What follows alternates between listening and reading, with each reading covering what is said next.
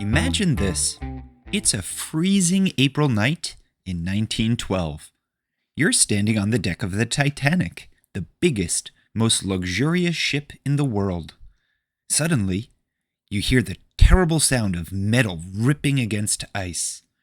The ship shudders, people scream, and icy seawater rushes in. In the chaos, you leap into the freezing Atlantic Ocean. The water is so cold, it feels like knives stabbing your skin.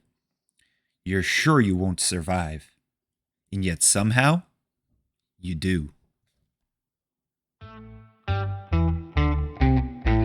Welcome to Believe It or Not, the show where weird is real and the truth is stranger than fiction. I'm your host, Bryan, and today's episode is about Richard Norris Williams, a man who survived the sinking of the Titanic and narrowly avoided having both of his legs amputated after being trapped in the icy Atlantic.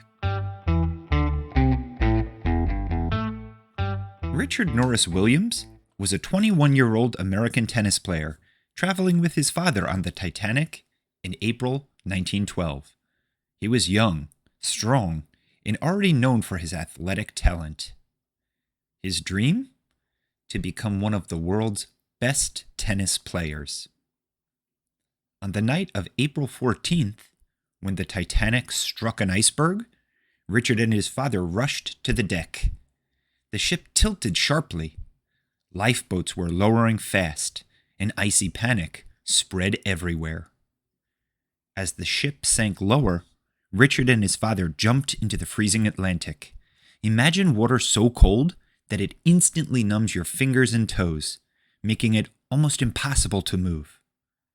That's what they fell into. Sadly, Richard's father didn't survive. But Richard managed to cling to wreckage until he was pulled into a lifeboat hours later. By the time he reached safety, Richard's legs were in terrible shape. The doctors told him that the icy water had caused such severe damage that both legs needed to be amputated. But Richard refused. He believed he could recover, and he was determined to keep playing tennis. Now, here's the incredible part. Instead of giving up, Richard forced himself to walk every day, no matter how painful it was. And slowly, his legs healed. Not only did he avoid losing them, he went on to become a champion tennis player.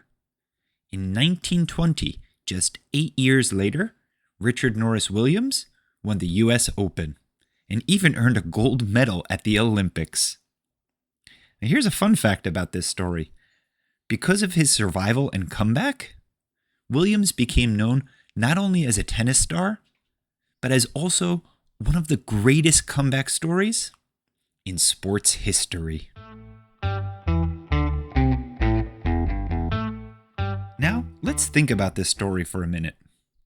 First, what would you do if a doctor told you you had to give up something you loved, like running, dancing, or playing a sport? Would you listen? Or defy the odds? Also, do you think you'd have the determination to prove them wrong, like Richard did? And finally, what does Richard's story teach us about never giving up, even when things look impossible? For me, Richard's story reminds us that courage isn't just about surviving one moment of danger. It's about pushing forward, even when the world says you can't.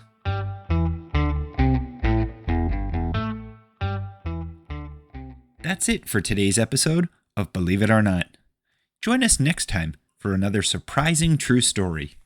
In episode 76, we'll travel to Seoul, South Korea to discover the strange and smelly history of Nanjido Island, a landfill so massive it turned into a mountain of trash before being transformed into something completely new. Until then, keep wondering, keep learning, and remember, sometimes The truth is weirder than fiction.